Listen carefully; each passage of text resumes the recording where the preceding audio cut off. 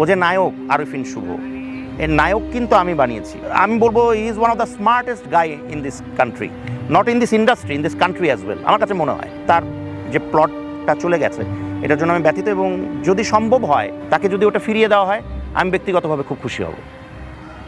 আরিফিন শুভ basically অনেকে জানেন না, ও কখনো কখনো ইন্টারভিউ পড়েছি আমি, কখনো কোনো জায়গায় ওভাবে বলেনি যে ও যে নায়ক আরিফিন শুভ, এর নায়ক কিন্তু আমি বানিয়েছি তাকে, মানে একক নায়ক।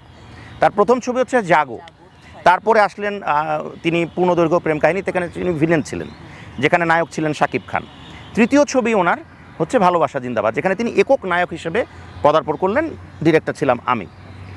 তো but as a human being Shubho খুব ভালো একটা ছেলে, মার্জিত, খুব বাচনভঙ্গি চমৎকার, এবং আমি বলবো he is one of the smartest guy in this country, not in this industry, in this country as well. আমার কাছে মনে হয় তো সব কিছুই তার এত ভালো। তবে হয় কি, মানুষ কখনো কখনো পদক্ষেপগুলো ভুল হয়ে যায়, কখনো কখনো নিয়তি তার পক্ষে থাকে না।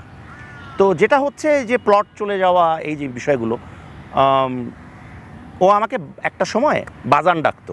তো অ্যাজ আ গার্ডিয়ান আমার কাছে এই অনুভবটা ভালো লাগেনি, আমি দুঃখিত, ব্যথিত, এবং আমি ব্যক্তিগতভাবে মনে করি যে অ্যাটলিস্ট ও তো ওর কর্মের দ্বারা হয়তো বা ব্যাপারগুলো পেয়েছিল, এবং সে ভালো কাজ করেছিল, যে ছবিটা নিয়ে সে চমৎকার করেছিল। তো তার ডেডিকেশন আসলেই মানে অসাধারণ।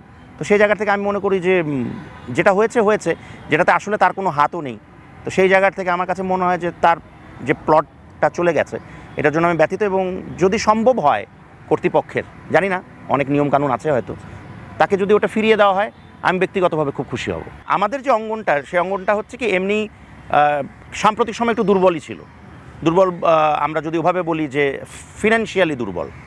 তো সেই জায়গার থেকে যখন এই ফিন্যান্সগুলোও চলে গেল, বা যারা লগ্নি কারক ছিলেন তারা অনেকেই চলে গেছেন, ছেড়ে দিয়েছেন, আমরা যেভাবেই দেখি না কেন।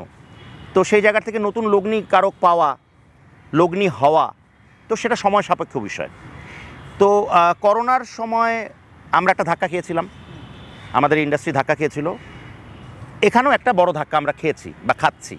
But on the other side যদি আমি এভাবে দেখি যে সব সেক্টরের যে বৈষম্যগুলো আছে, আমি যদি এটাকে বৈষম্য বিরোধী আন্দোলন বলি, তাহলে আমি যদি একটু বৃহৎ আকৃতিতে দেখি, তাহলে সব ক্ষেত্রে যে বৈষম্যগুলো আছে সেগুলোর বিরোধ হোক, সেগুলো নিয়ে কথা উঠুক, আন্দোলন হোক, যাতে আমরা, হতে পারে সে 4 মাস 5 মাস আমরা পিছিয়ে গেছি, কিন্তু আমরা এটা যদি সুন্দর করে আবার নতুন করে শুরু করতে পারি, হ্যাঁ, তাহলে আমার কাছে মনে হয় যে আমরা পরবর্তীতে একটা ভালো অবস্থানে যেতে পারবো। কারণ এভাবে তো আসলে চলবে না, এটা ইন্ডাস্ট্রি তো ফট করে বন্ধ হয়ে যায় না, তো চলবে, কিন্তু হয়তো একটা সাময়িক একটা ধাক্কা খেয়েছে, যেটা অবশ্যই অনেক ক্ষতিকারক।